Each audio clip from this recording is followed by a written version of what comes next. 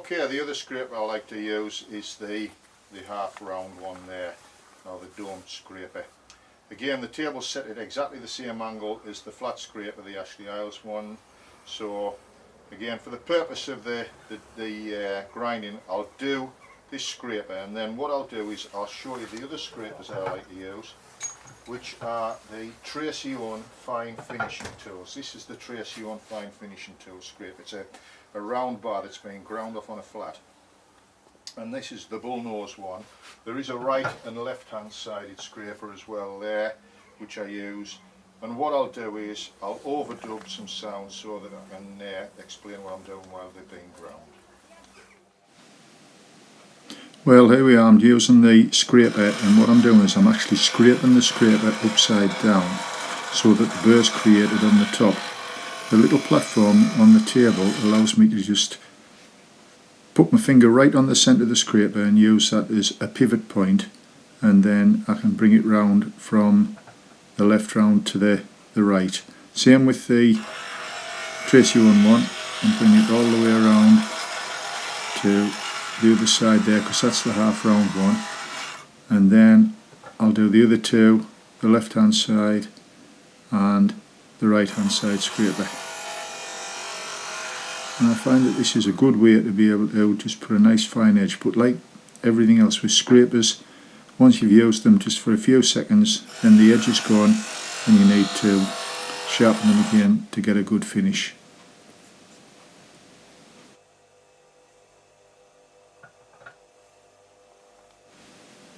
And here I'm using the Devil's Stone just to clean the white stone up. Particles of steel do get into the stone, and the Devil's Stone does a great job. Okay, so the only other thing really with the system, which is very useful, is the fact that we can actually interchange both bars. So if we loosen that up, we can take that out of there, and then I can loosen this one off, take that out of there. So if I want to profile, for example, the tool, I can slide that into there, and I can set that to where I want it, take the tool holder there, and then take my tool, again set it to the 75mm.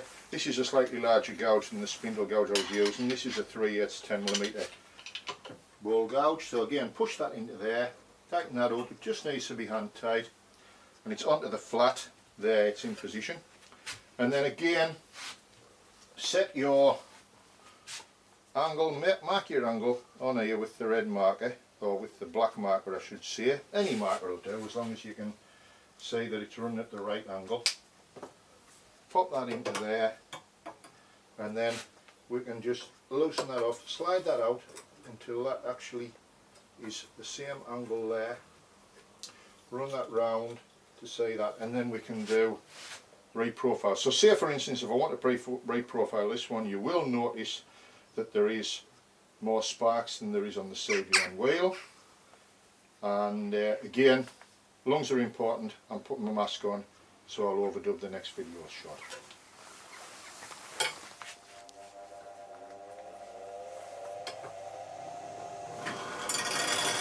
So what I'm doing is I'm using the tool holder. The tool's extended 75mm, and I'm taking it over from one wing to the centre, and then the other wing to the centre, and right over to the other side. So it's from left over to right, right over to left, a couple of passes on the grindstone, and that should be reprofiled, ready for sharpening. So there we are, reprofiled and ready to go onto the CBN wheel. Okay, so the only other thing we can do is if we want to sharpen our scrapers on our CBN wheel, what we can do is just pop the table into this side, and we can slide that up to there. Again, tighten it into position, move that over to there, tighten it into position, and just check it's not catching, which obviously it's not, it's about a couple of mil away. But then what you can do is you can put a really razor sharp edge on the scraper, again using the table like this. I can just take that over there once, and that puts a beautiful fine burr on there, then it's ideal for being able to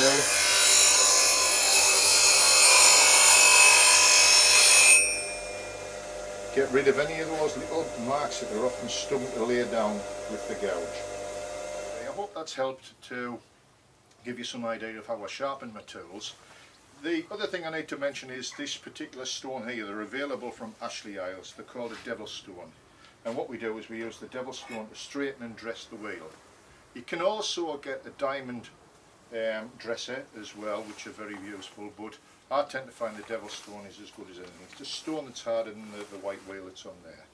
When the white wheel does eventually wear out, what I'll do is I'll replace it with a ruby wheel. I like the ruby wheels because they're a little bit harder than the white wheels, and they seem to last a bit longer for when you're profiling your gouges. And CBN wheel, technically they should last you a lifetime. I mean, I've had one, and I had one, it lasted me about 6 years before I needed to replace it. But it's used every day, and it's used by both myself and students when I'm doing the training. So just to go over the system again, what you've got two H frames, you've got a cantilever table with a short table on so that you can get every scraper on there that you probably have. We've got the long bar for sliding in and out, and if you find that you need another bar to be able to put it up against the wall, say for instance it's tight against the wall in a garage, then you can easily get another piece of bar and a V frame there to fit inside there for the short grinds using the actual tool holder. Tool holder is multi-angled. You can take any gouge in there up to a 5/8 hole gouge, and I hope you've enjoyed the... Now, Andrew Hall, all wood hats. I'm also known from the blues bowls, my musical instruments, and there's a few of us got together, we're now called the Wooden Tops. Okay, thanks a lot.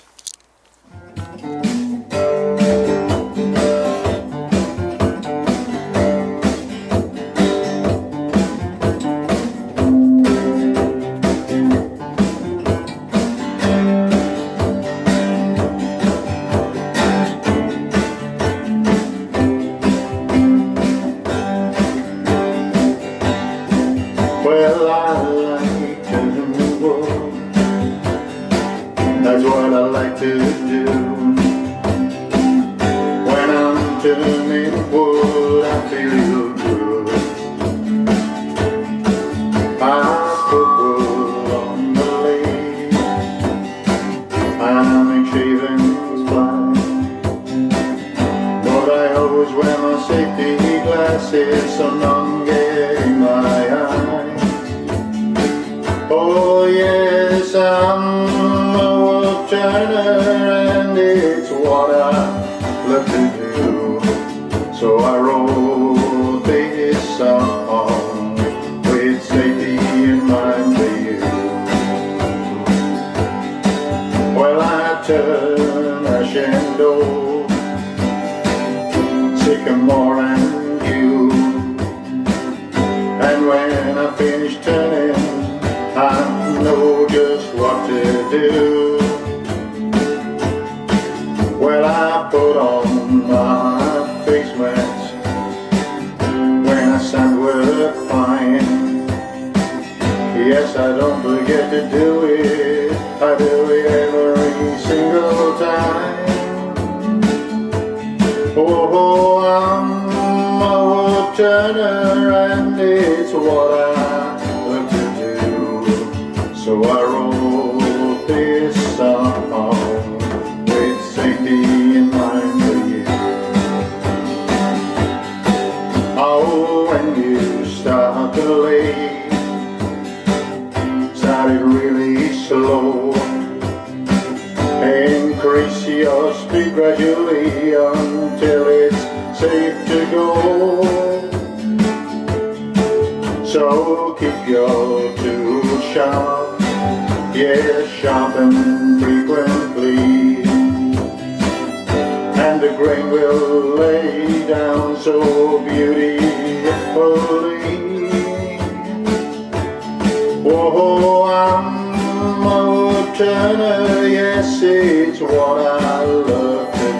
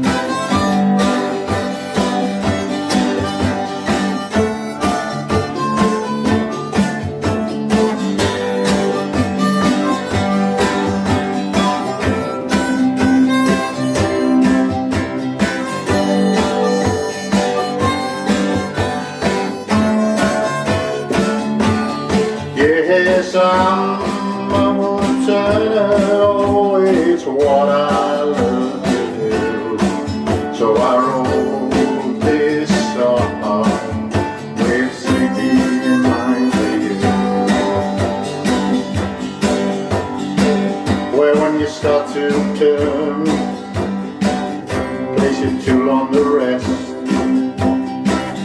6 mil below the quill, that's where I find best. Well, keep your rest close to the wood and spin it first by hand. And if it doesn't catch, start to lead, it will be grand. 'Cause I'm a woodturner, yes, it's what I love to do. So I wrote this song with safety in mind for you. Now some ignore us, and some may mock, but if you want a happy marriage, buy yourself a smock. Well, keep your workshop tidy, oh, keep it nice and neat, and buy yourself a pair of good boots to protect your feet. 'Cause I'm a woodturner, oh, it's what I love to do. So I wrote this song with safety in mind for you. Oh yes, I'm a woodturner, and it's what I love to do. So I wrote this song with safety in mind for you.